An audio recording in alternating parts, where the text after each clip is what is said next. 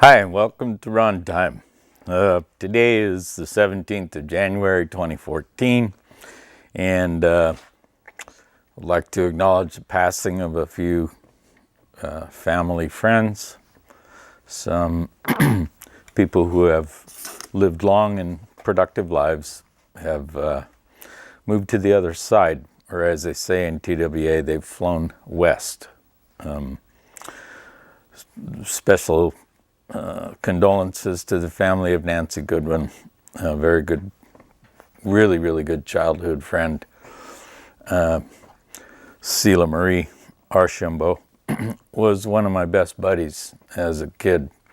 And both her mom and dad and my mom and dad were in education, and so we spent a lot of time together learning about learning. Anyway, would also like to acknowledge the passing of Nelson Mandela. Again, I was very impressed by the ceremonies that took place in South Africa, and I was especially impressed with the work of the Truth and Reconciliation Councils in making South Africa a peaceful transition to democracy instead of civil war. So today what I would like to talk about most is hemp. Once again, you can see behind me that Henry Ford once, during the 40s, produced a all-hemp car, or I should say hemp-bodied automobile. And hemp plastic, turns out it's 10 times stronger than oil-based plastic, crude oil-based plastics. And because of that, the experiments that were done during the war were, of course, never turned into real products because the federal government continued to insist that hemp was a dangerous plant because it contains 0.02% tetrahydrocannabinol. It's not enough tetrahydrocannabinol to get you high or to make you hallucinate or any of the things that Harry Anslinger told our Congress would happen to people who consume cannabis and hemp. And so ever since then, the powerful plastic, chemical, and oil lobbies have prevented any change in the law. But you'll notice that it's now growing legal in Colorado. It's under consideration for legalization in 5 other states. And it's an interesting plant. It grows 3 crops a year. It sequesters 4 times more carbon than any other plant on Earth. And for counties that are facing fines for air pollution, like Pima County, they ought to give very serious consideration to growing Pima hemp. Now, Pima cotton happens to be one of the longest fiber cottons on Earth because of our growing conditions and the strains that were specialized here at the University of Arizona and the Department of Agriculture. The same kind of thing could, of course, be occurring in growing hemp in Arizona, and particularly in southern Arizona, because it turns out it's a plant that requires little or no fertilizing, and it has very few, if any, predators that actually prey on it due to its chemistry. It's interesting. So it seems to me that if Pima County were to seriously invest in a Pima hemp program, then we could actually become a leader and not a follower, and stop believing the federal government when they tell us lies, and then reinforce it by making a law that puts you in jail if you grow hemp. Well, it's about time for some changes here. in America.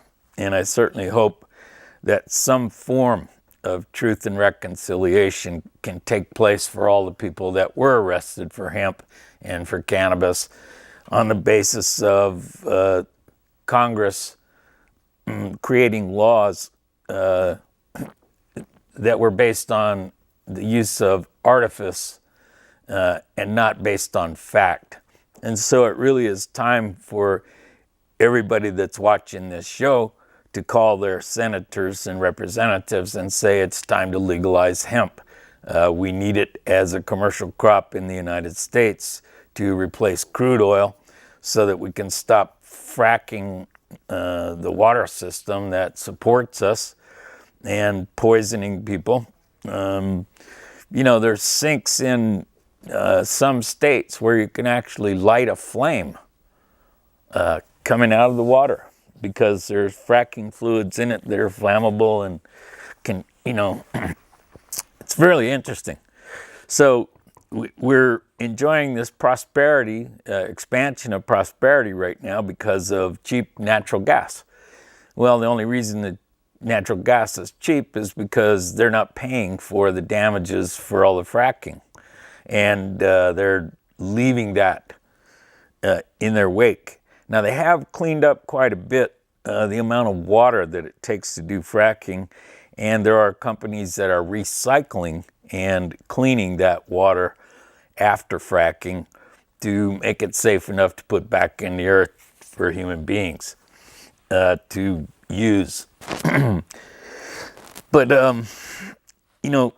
it seems to me that we've got an awful lot of surface area in the United States that's capable of supporting a crop like hemp and making it commercially feasible for us to replace crude oil with something that, instead of creating carbons by burning it,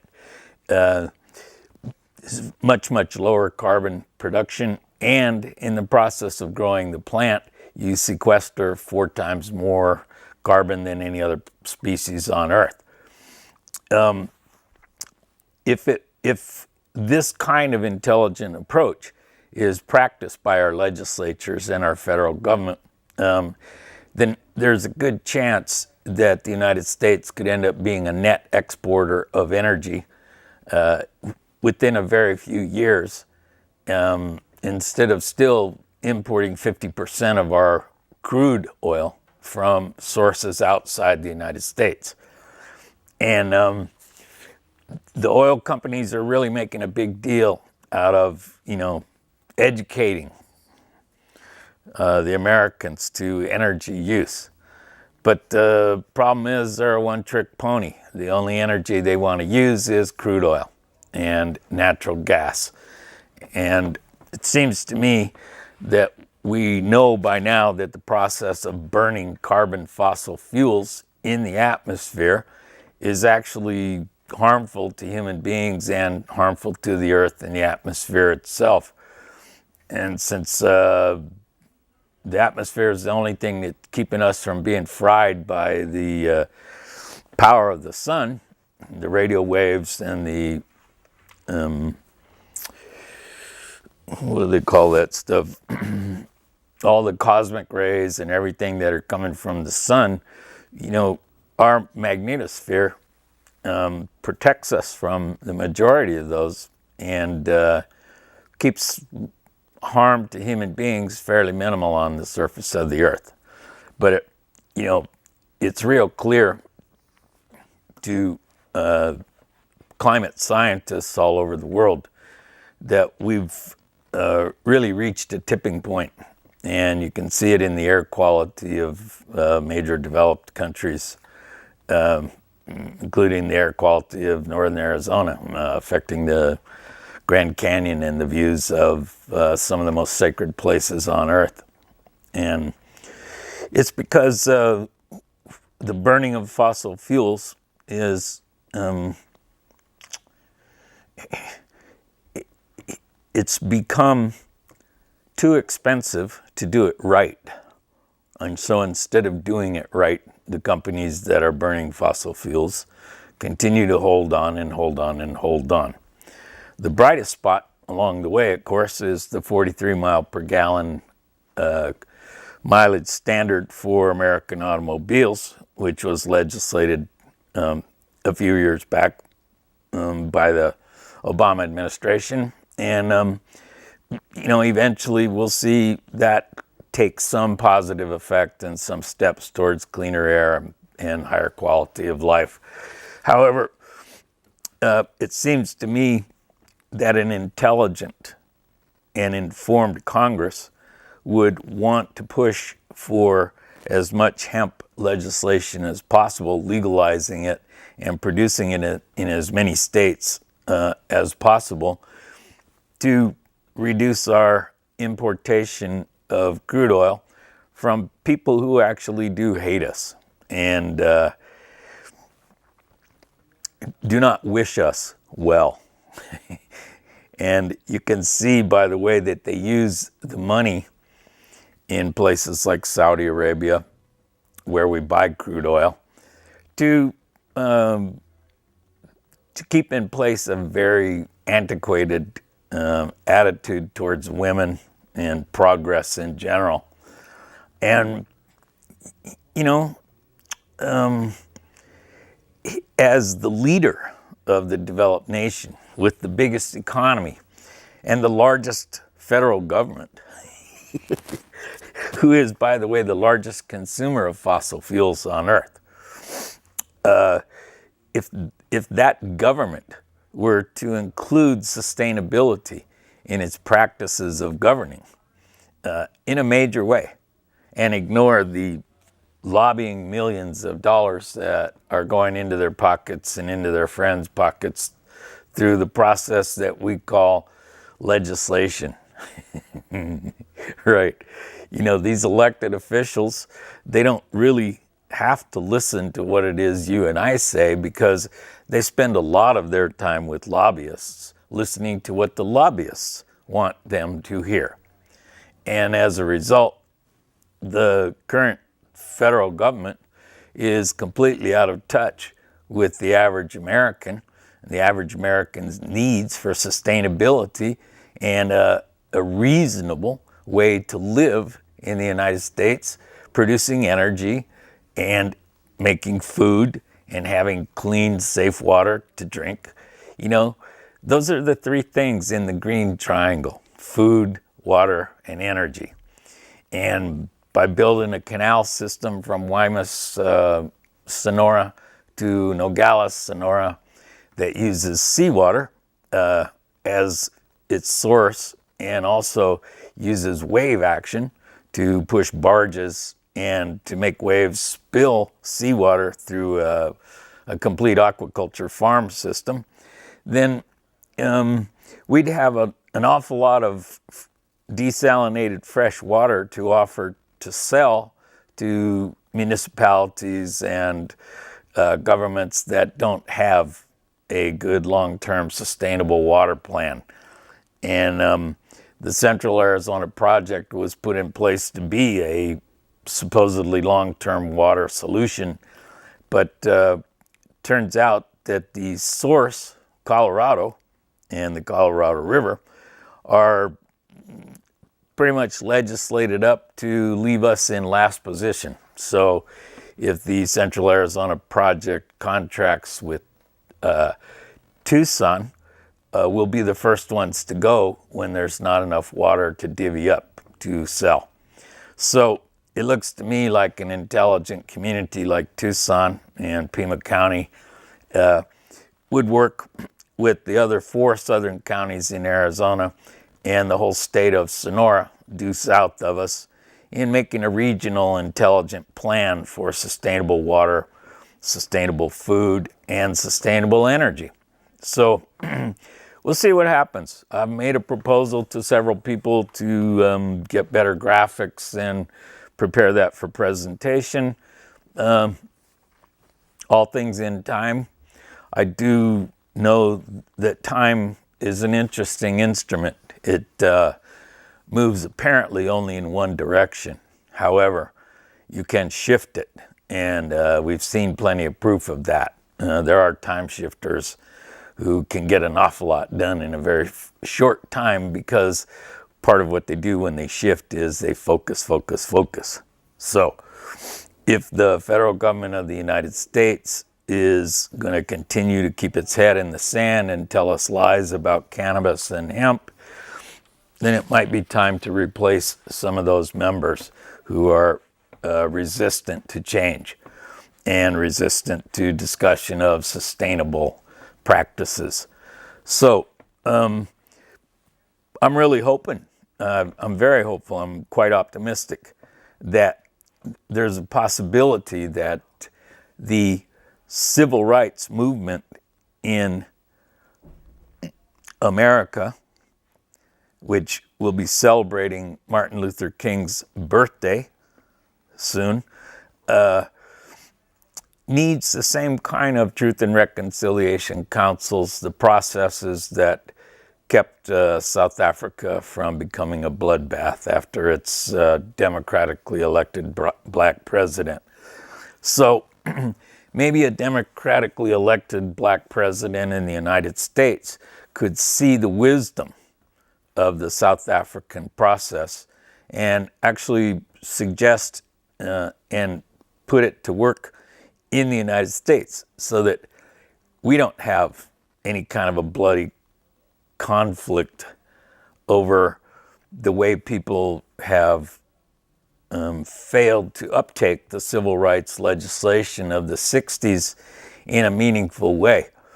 And as proof of that, you can see states like Arizona and Carolina trying to restrict voting access and forcing people to have picture ID specifically to vote,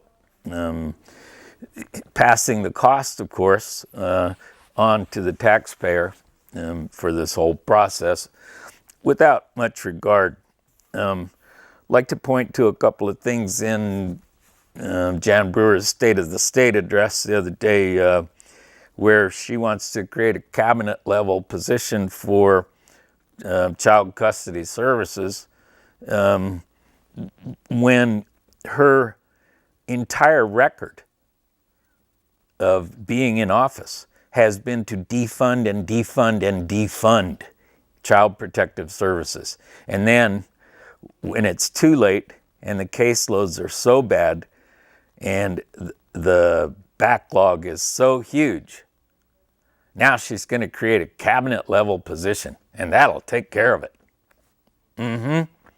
Well, Ms. Brewer, I'd like to remind you that you took $10 million of our Arizona taxpayer money and you paid Correctional Corporation of America when there were facilities available in local prisons that were not for profit.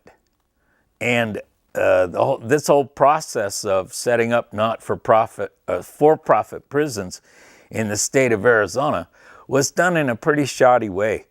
You never ever once let people know that they were going to be on the hook for these for-profit companies if they were not 90% occupied and therefore fully profitable. So every time they drop below 90%, it comes out of a taxpayer's pocket in Arizona. And I find that interesting because Jan Brewer is a shareholder in Correctional Corporation of America. And if that's not a conflict of interest, I don't know what is. I mean, it's kind of like Justice O'Connor saying that the election of George Bush over Al Gore was factually correct, when in fact it wasn't. Al Gore beat George Bush in the popular polling in Florida, but the lawsuit pushed the designation of President Bush in front of the completion of the entire count. And the courthouse where the counting was taking place was descended upon by Tom DeLay's staff from Washington, D.C., who he flew down there on a private jet to beat on the windows and scream, "Stop the count, stop the count, stop the count." So, for 8 years, we had a president who wasn't elected in Florida. He actually lost the election.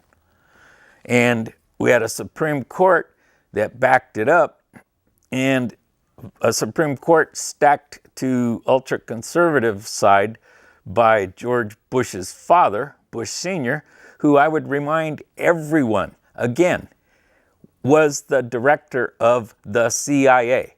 During the time these listening posts were being built all around the world to intercept all the telephone calls that were going over transatlantic cables and stuff. And then under his son's administration, they started tapping telephones, demanding the phone calls of ordinary citizens by the billions, by the way, every day, so that they can keep record of when someone's having a conversation that's going to lead to terrorism. They can't exactly point to any instances where this program has stopped a terrorist because they're secret. They can't tell us. And they have a secret court to tell us that they can't tell us. And so, even if you're an American citizen and they're tapping your phones because they think you're doing terrorism, then you have lost the protection of the Constitution of the United States to free and unencumbered speech. And you've also lost your other amendment rights to a fair trial and to full disclosure by the federal government of the United States of the information that they've gathered about you to use in the process of arresting you and charging you. So, interestingly enough, they have time and money for that, even though every 37 seconds an American is arrested for cannabis. Now, I say that